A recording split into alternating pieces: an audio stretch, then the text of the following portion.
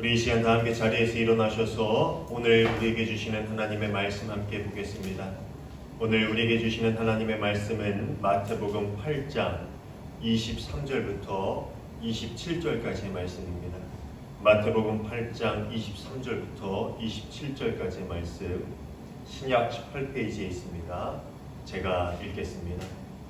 배에 오르심에 제자들이 따랐더니 바다에 큰 놀이 일어나 배가 물결에 덮이게 되었으니 예수께서는 주무시는지라. 그 제자들이 나와 깨우며 이르되 주여 구원하소서, 우리가 죽겠나이다. 예수께서 이르시되 어찌하여 무서워하느냐, 믿음이 작은 자들아 하시고 곧 일어나서 바람과 바다를 꾸짖으시니 아주 잔잔하게 되거늘 그 사람들이 놀랍게 여겨 이르되 이가 어떠한 사람이기에 바람과 바다도 순종하는가 하더라. 아멘. 이는 오늘 우리에게 주시는 하나님의 말씀입니다. 자리에 앉아주시기 바랍니다. 새해 복 많이 받으십시오. 2023년 새해가 밝았습니다. 특별히 한 해의 새날을 주일로 시작하게 되니까 참 기분이 좋습니다. 보통 신년 예배가 그 해의 첫 주일에 예배를 드렸는데 올해는 공교롭게도 1월 1일이 주일이어서 새해의 첫날을 우리가 예배함으로 하나님께 드리게 되었습니다. 참 기분 좋게 시작하는 한 해인 것 같습니다. 지나간 날들을 돌아보는 한 해의 마지막 날에는 누구나 지나온 날들에 대한 아쉬움이 남고, 그리고는 아쉬움을 갖고 한 해의 마지막 날들을 보내게 마련인데, 그렇게 마지막 날을 지나고 또 새 날을 맞이할 때면은 새로운 날들에 대한 기대와 설렘이 우리의 마음속에 생기고는 합니다.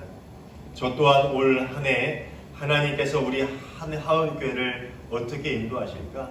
우리 삶 가운데 또 어떤 일들이 생길까 하는 그런 기대로 한 해의 첫날을 맞이합니다. 새해를 맞는다는 것은 참 기쁘고 감사한 일이지요. 그렇지만 또 한편으로는 두렵고 떨리는 일이기도 합니다.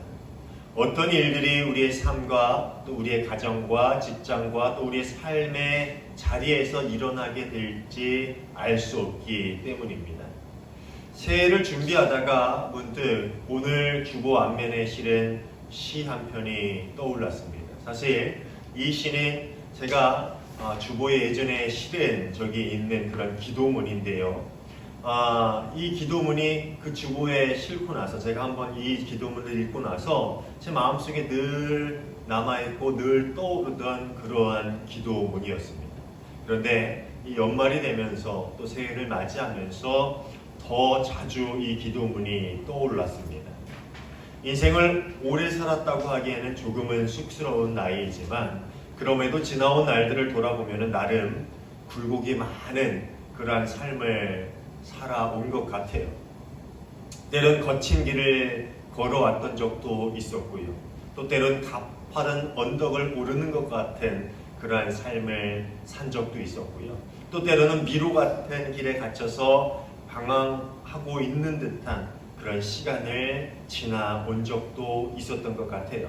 아마 여러분 또한 그러한 삶을 살아오셨을 거예요. 누구나 인생을 돌아보면 때로는 거친 길, 때로는 굴곡진 길, 때로는 미로와 같은 그러한 시간들 가운데서 방황한 경험이 다 있을 것입니다. 그러다 보니까 앞으로의 삶 또한 만만치 않을 것이다 라는 것쯤은 어느 정도 짐작할 수 있는 나이가 되었습니다. 또 어떤 어려움들이 우리 인생길 앞에 기다리고 있을지, 어떤 힘든 일들이 우리 삶의 구석진 곳에서 우리를 기다리고 있을지 정말 알 수 없는 그러한 삶을 우리는 살아가고 있습니다.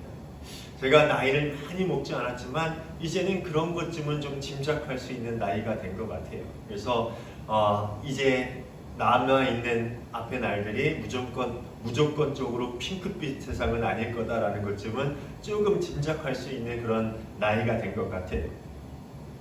우리의 길을 때론 예상하고 준비하기도 하지만 삶이 우리의 예상대로 흘러가지 않을 때가 더 많습니다. 그리고 또 우리가 준비한 것들이 또 막상 문제를 맞닥뜨리게 되면은 그것을 해결하기에는 충분하지 않을 때가 더 많은 그런 삶을 우리는 경험해 왔지요. 이 자리에 앉아있는 젊은 청년에게는 이것이 좀 공감되지 않는 이야기일지 모르지만 인생을 좀 어느 정도 살아오다 보면은 아마 이 말이 공감이 갈 것 같습니다. 인생이란 게 그래요. 때로는 우리가 예상하지 못했던 일들이 일어나기도 하고요. 또 어느 정도 예상하고 내가 어려운 일이 있으면 이렇게 해결해야지 라고 했던 일들도 막상 그 문제를 맞닥뜨리게 되면은 우리가 준비해왔던 것이 충분하지 않다라는 것을 깨닫게 됩니다. 새해를 맞이하면서 제 마음속에 이 한 어부의 기도가 떠오르는 것은 그 때문일지 모릅니다. 오 하나님, 제게 선을 행하소서. 바다는 너무 넓고 제 배는 너무 작습니다. 이 시를 처음에 읽었을 때 제 마음속에 정말 강한 울림이 있었어요. 야, 이 바다 앞에서 이제 물고기를 잡으러 나가야 되는 이 어부가 그 바다를 바라보면서 이 기도를 드렸을 때 어떤 심정이었어요? 정말 그것을 묵상할 때에 이 어부의 심정, 그 두렵고 떨리는 마음으로 드렸던 이 기도가 어떤 마음인지 제가 너무나도 잘 느끼고 그래서 이 기도가 제 마음속에 잊혀지지 않는 그러한 기도가 되었습니다. 지난 성지순례 때에 갈릴리 호수에 있는 호텔에서 이틀을 묵게 되었어요. 정말 아름다운 경치에 좋은 시설을 가진 호텔이었는데 참 감사하게도 그 호텔에서 이틀을 묵게 되었습니다. 갈릴리는 호수지만 성경에서는 자주 바다라고 불려집니다. 근데 가봤더니 갈릴리가 비록 호수지만 그 크기와 또 그 호수에 치는 물결은 유대인들에게 바다를 연상하게 했을만 했습니다. 그 정도로 넓고 큰 호수였어요. 그리고 히브리어에는요, 이 호수와 바다를 구분하는 단어가 없어요. 그냥 호수나 바다나 그런 큰 물들을 동일하게 얌이라는 단어를 사용해서 그렇게 부르게 됩니다. 그러니까 갈릴리 호수, 갈릴리 바다, 이것을 착각해서 불렀다기보다는 그냥 호수와 바다를 똑같이 얌이라고 불렀기 때문에 성경에는 그것을 바다라고 번역하고 있는 거지요. 낮에 본 갈릴리 호수의 모습은 정말 바다라고 불릴 정도로 넓었습니다. 정말 이게 호수야? 라고 생각할 정도로 넓은 모습을 보여줬고요. 또 그리고 잔잔한 물결이 일고 그 물결에 햇살이 비추면서 마치 아름답게 수놓은 것처럼 그 수놓은 천이 펄럭이는 것처럼 보였어요. 정말 아름다웠지요. 정말 이 갈릴리에만 한 일주일 있었으면 좋겠다라는 생각을 제가 했는데 저만 그런 생각한 게 아니더라고요. 많은 분들이 갈릴리 호수에서만 한 일주일 묵었으면 좋겠다라는 생각을 할 정도로 정말 아름다운 호수의 모습을 보았습니다. 그런데 밤이 되니까 호수의 모습이 돌변하더라고요. 호텔이 호수 바로 옆에 있었고요. 이 수영장 앞으로 이 호수와 맞닿은 난간이 있었거든요. 그러니까 바로 호수와 붙어있는 호텔이었어요. 그런데 이 밤이 되니까 거센 파도가 일더니 그 난간에 부딪히면서 큰 물폭포를 만들어내는 것을 볼 수가 있었어요. 그러니까 파도가 얼마나 센지 난간에 딱 부딪히면서 쫙 그 물 기둥이 일어나는데 그것이 수영장 안으로 탁 떨어질 정도로 정말 거센 파도가 일어나는 것을 볼 수가 있었습니다. 그렇게 잔잔하던 호수가 성난 바다처럼 변하는 모습을 보면서 그 옛날 예수님의 제자들이 느꼈을 두려움과 공포가 어떠했는지를 조금은 공감할 수 있었습니다.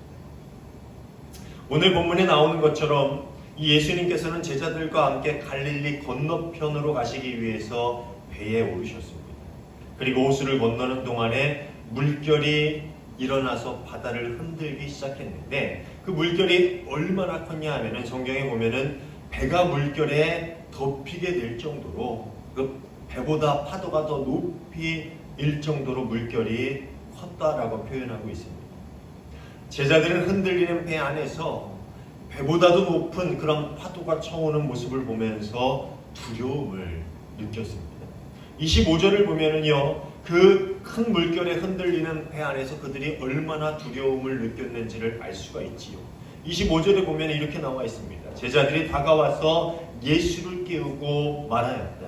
주님, 살려주십시오. 우리가 죽게 되었습니다.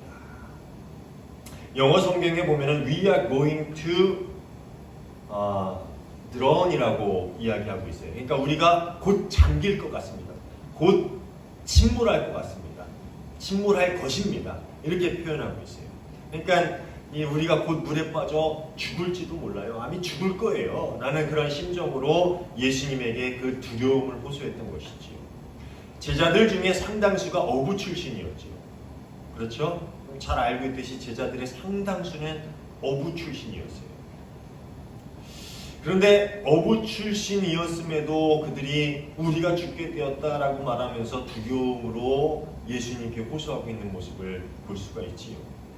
아마도 성지순례 당시에 보았던 제가 아까 설명했던 그 물결보다 더 훨씬 거센 파도, 더 높은 파도가 몰아쳤고 당장이라도 배가 뒤집힐 것 같은 그런 상황이었던 것 같아요. 그러니까 갈릴리 호수에서 잔뼈가 굵었던 그 제자들도 예수님 좀 살려주십시오. 우리가 죽게 되었습니다. 얼마나 다급했겠어요. 예수님은 뭐 출신이에요? 목수 출신이죠. 그런데 어부 출신인 제자들이 예수님한테, 목수 출신인 예수님한테 우리가 죽게 되었어요. 우리를 좀 살려주십시오 라고 그렇게 두려움에 휩싸여서 호소하고 있는 거예요. 유대인들의 문학에서 바다는 악과 어둠의 장소 혹은 그 악과 어둠의 세력, 그렇게 그려지고 있어요. 그리고 때로는 위협적이고 거친 존재로 이 바다 혹은 호수가 그려지고 있습니다.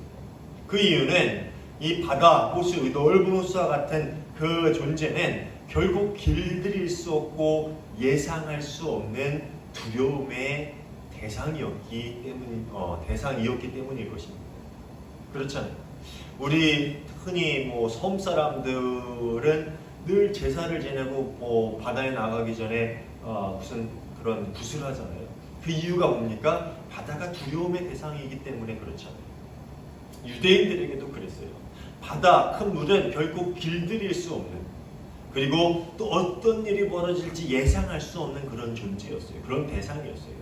그러다 보니까 늘 유대인들의 문학에서 바다는 두렵고 위협적인 존재였고 또 때로는 악과 어둠의 장소로서 그려지고 있다는 것이죠. 어쩌면 그런 이유 때문에 우리는 인생을 세상이라는 바다에 떠있는 작은 배에 비유하고 있는 걸지도 모릅니다. 비슷하지 않습니까? 우리가 통제할 수 없고 다스릴 수 없고 또 예상할 수 없는 것. 그래서 이 바다를 악과 어둠의 장소로 표현하는데 비슷하게 유대인 문학에서 이 세상을 뭐라 그래요? 악과 어둠의 장소로 표현하고 있잖아요. 동일한 그런 대상, 그런 동일한 속성을 가지고 있기 때문에 우리 인생을 세상이라는 바다에 떠있는 작은 배에 비유하는 것이 아주 적절해 보입니다. 우리가 살아가는 세상은 때로는 평온하고 아름다운 모습을 가지고 있어요. 마치 낮에 봤던 갈릴리 호수의 모습처럼 말입니다. 그런데 종종 파도가 있는 바다같이 위협적이고 거친 모습으로 우리의 삶을 막 흔들어 놓기도 합니다. 어떤 때는 우리의 삶을 완전히 뒤집어 버릴 정도로 그러한 위용으로 우리의 삶을 뒤흔들어 대기도 하죠. 배가 물에 덮일 정도의 그 높은 파도로 우리에게 다가오는 그런 위협적일 때가 있어요. 아주 자주 우리가 예상하지 못했던 일들이 일어나기도 하고요. 우리는 그런 일들 앞에서 당황하고 또 낙심하고 또 어떤 때는 좌절하기도 합니다. 그 중에서 우리를 가장 두렵게 만드는 것은 뭡니까? 그것은 바로 그 위협을 우리가 막을 수도 없고 통제할 수도 없고 또 피해갈 수도 없다는 사실이죠. 바다 위에 떠있는 그 배에 타 있는 사람들은요, 그 바다에 있는 파도를 통제할 수 없어요. 피해갈 수도 없지. 그것을 고스란히 온몸으로 받아내야 합니다. 그것과 마찬가지로 이 세상을 살아갈 때에 그 세상이라는 거친 풍랑이 우리를 위협하게 될 때에 우리도 마찬가지로 그것을 막을 수가 없습니다. 그리고 통제할 수도 없고 그것을 피해갈 수도 없지요. 예수님을 따라 갈릴리 호수로 배를 타고 나간 제자들은 아무도 그런 풍랑을 예상하지 못했을 거예요. 오늘 날씨가 이런 풍랑일 것 같은 날씨예요 하면은 배를 타고 나가지 말자고 이렇게 예수님을 만류했겠지요. 아니 배주인이 배를 띄우지도 않았겠지요. 우리가 갈릴리에 갔을 때 밤에 이 배를 타고 갈릴리 호수를 그 북부를 한 바퀴 돌고요. 북부만 이렇게 살짝 돌고 그 위에서 성찬식을 하기로 했습니다. 그런데 그때 저녁이 되니까 바람이 조금 불기 시작하니까 가이드가 오늘 배를 탈 수 없을지도 모른다 라고 얘기하더라고요. 근데 다행히 그렇게 심하진 않아서 배를 탔는데 정말 막 흔들리는 가운데서 이 성찬식을 포도주 안 쏟으려고 정말 애를 쓰면서 성찬식을 했던 기억이 나요. 근데 그날 징조가 있었으면은 그 가이드가 얘기하면 오늘 배를 못 탈 수도 있습니다 이런 얘기라도 했고 정말 못 탈 것 같은 상황이었으면 안 탔겠죠.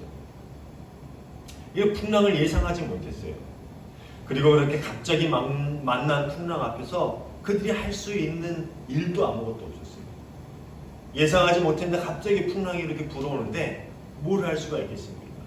그 풍랑을 잠재울 수가 있어요? 통제할 수가 있어요? 나름 노를 젓고 돛을 움직이면서 배를 통제하려고 애썼겠지요. 하지만 풍랑을 막을 수는 없었습니다. 그들은 바람을 통제할 수 없었고 물결도 통제할 수 없었고 더군다나 호수 한가운데서 그들이 숨거나 피할 곳은 전혀 없었습니다. 어디 숨을 수가 있어요? 곤히 주무시는 예수님을 흔들어 깨우면서 우리가 곧 죽을지도 모릅니다. 우리가 곧 물에 잠길 겁니다. 그렇게 소리치는 것 외에 제자들이 할 수 있는 것은 아무것도 없었습니다. 그런데 그 바다에 갑자기 일었던 풍랑이 한 역할이 있어요. 괜히 그렇게 갑자기 풍랑이 일고 제자들을 두려움에 휩싸이게 한 게 아니라는 거죠.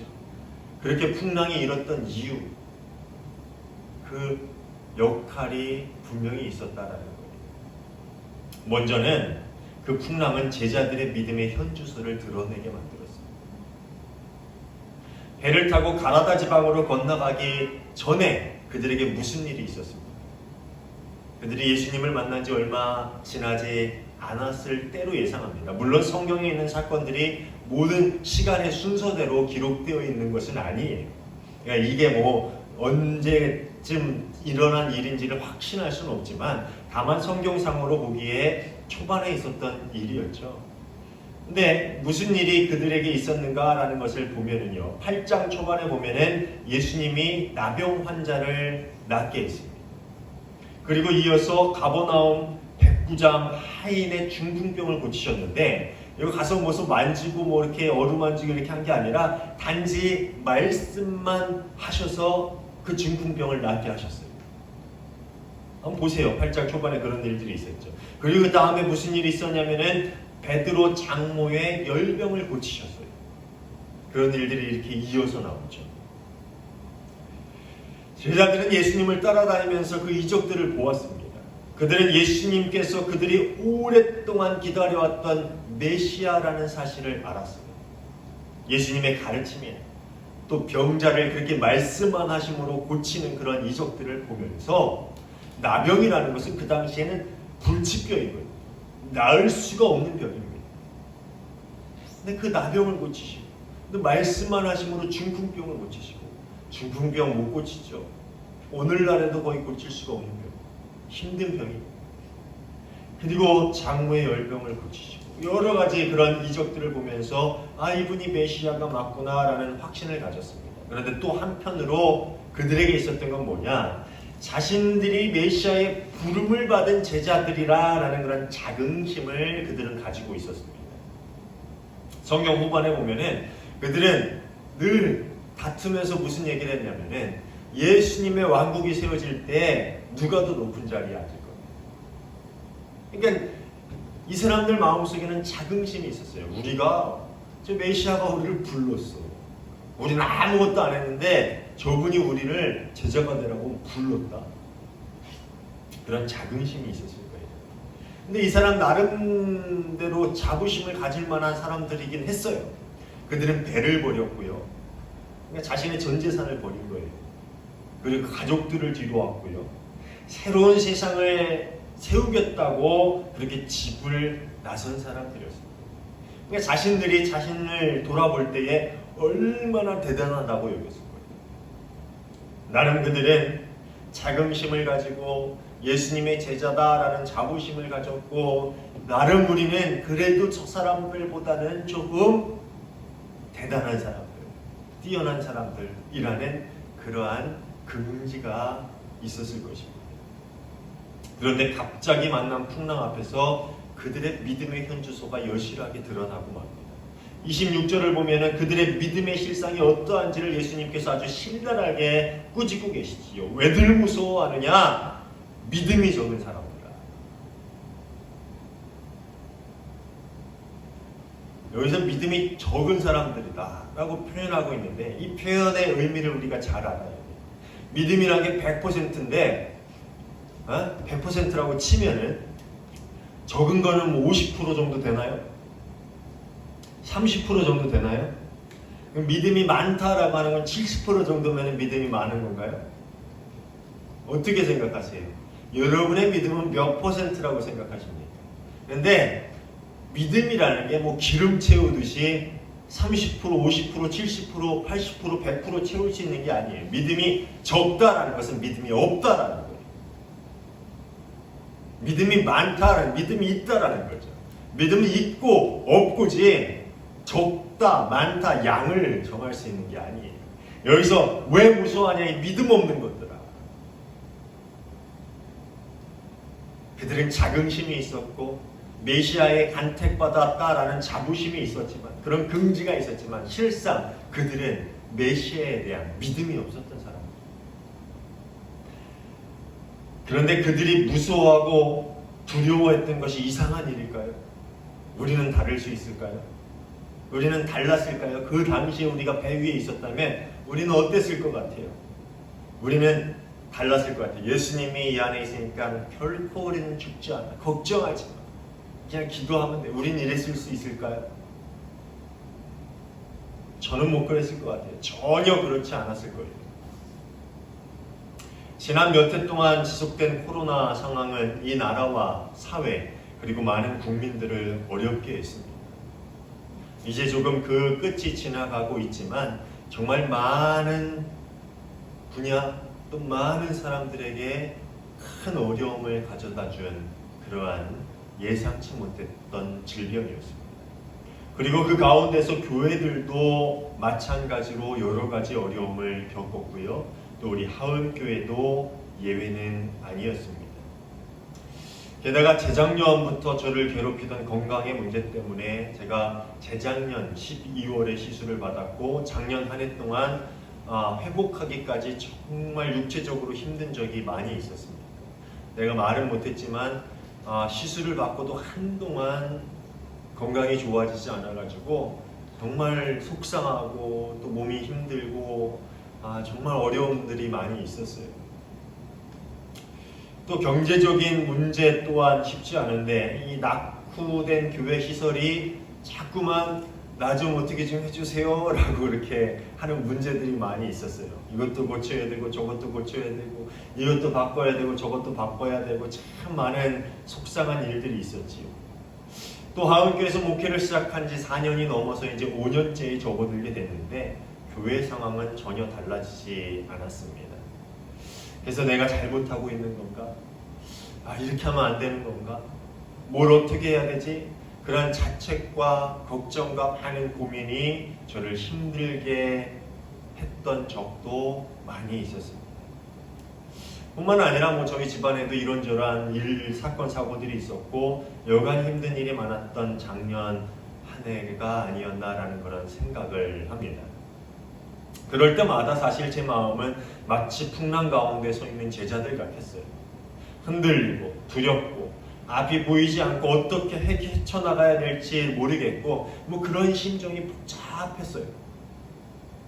답답하고 복잡하고 정말 속상하고 눈물 나고 그럴 때가 한두 번이 아니었어요.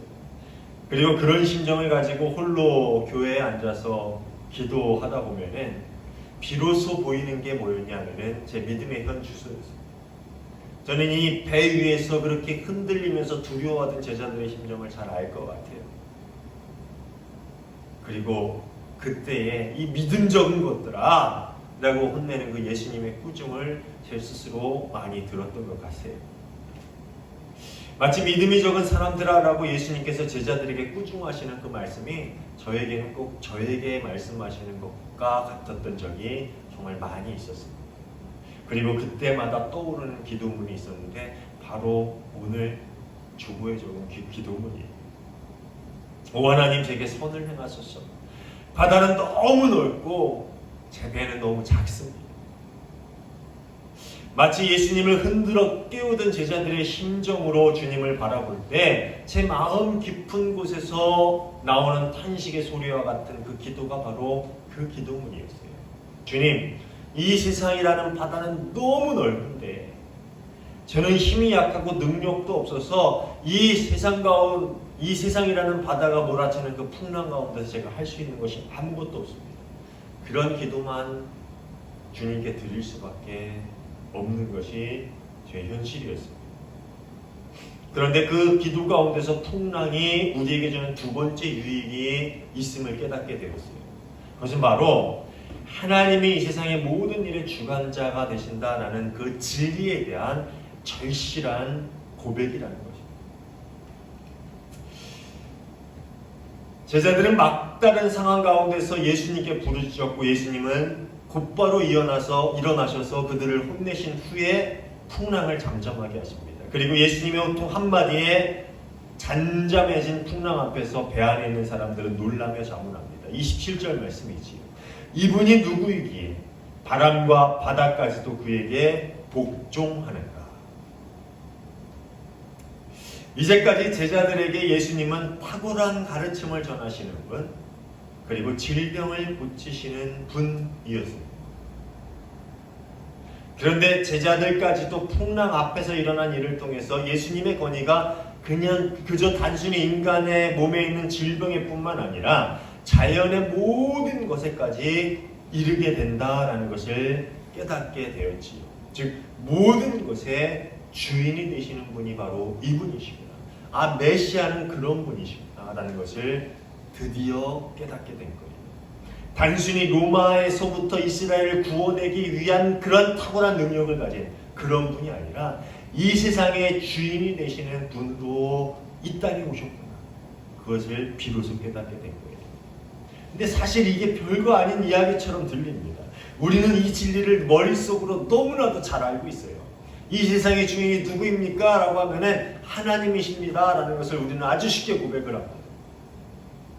그런데 그렇게 입술을 통해 쉽게 이야기할 수 있는 그 진리가 풍랑이 치는 배 안에 있을 때에 비로소 절실한 고백으로 나오게 되는 것이죠. 여러분 그거 아세요? 이 진리가 얼마나 우리에게 절실하게 다가오는가 하는 것은 우리가 풍랑이 있는 배 안에서 떨고 있을 때 아무것도 할 수 없는 이 세상의 배, 이 세상이란 바다의 그 풍랑 앞에 우리가 그 조그만 배에 몸을 웅크리고 있을 때 비로소 이 고백이 우리에게 절실하게 나올 수 있다는 거예요. 풍랑이 우리에게 주는 두 번째 유익이 그런 거예요.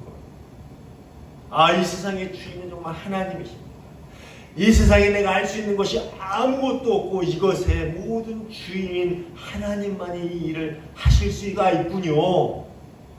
이것이 풍랑 가운데서 우리가 얻을 수 있는 두 번째 교훈이라는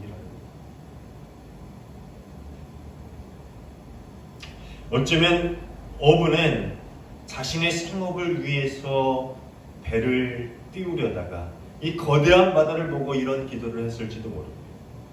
이 거대한 바다 위에서 이 작은 배 하나에 의지해 나가는 자신이 얼마나 나약한지를 깨닫고 이 넓은 바다 속에서 고기를 잡기에 자신이 가진 배가 얼마나 작고 초라한지를 깨닫고는 그 바다의 주인이 되시는 하나님께 자신의 생명과 또 자신의 생업을 맡기면서 그 절실한 고백을 하나님께 올려드리고 있는 것이지.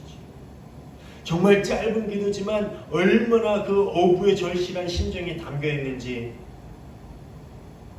저는 느낄 수가 있었어요. 여러분 한번 생각을 해보세요. 그 망망한 바다를 나가야 되는데 그 조그만 돛담배를 보면서 주님, 이 바다를 나가기에 내 배가 너무 작습니다. 또 이 배를 타고 이 망망한 바다에서 내가 어떻게 고기를 잡을지 정말 막막합니다.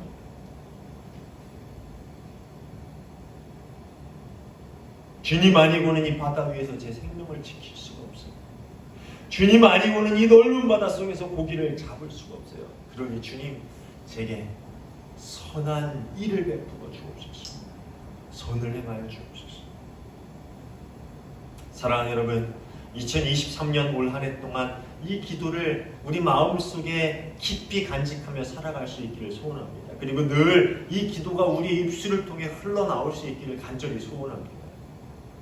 우리의 연약함과 무력함을 늘 인정하면서 우리 인생의 주인 되시는 하나님께 삶의 모든 것을 의지할 수 있기를, 그래서 하나님께 묻고 또 예수님을 따라가고 성령님의 인도하심에 순종할 수 있는 우리 모두가 될 수 있기를 간절히 소원합니다. 주님, 제 배가 작아요. 정말 아무것도 할 수 없는 초라한 배입니다. 우리 믿음의 현주소를 인정하자고요. 주님 아니면 할 수 없다라는 것을 고백할 수 있기를. 우리 하은교회 또한 올 한 해 많은 숙제들을 앞에 두고 있습니다. 새해를 시작한다는 설렘보다는 사실 2023년이라는 바다를 어떻게 헤쳐나가야 할까 하는 걱정이 많았습니다. 교회를 아시는 분은 잘 아시겠지만 이 건물에 대한 문제도 지금 많이 안 좋아지고 있죠. 밑에 좀 세입 좀 설명하기가 그런데 어쨌든 밑에 그래서 좀 많은 어려운 문제들이 좀 생기고 있어요. 시설적으로도 그렇고 또 위치적으로도 그렇고 계속 그래 왔지만 더 안 좋아지고 있어요. 좀 간판이 너무 크게 들어오다 보니까 어떤 사람이 그런 얘기를 하더라고요. 교회 간판이 안 보여요, 형 목사님.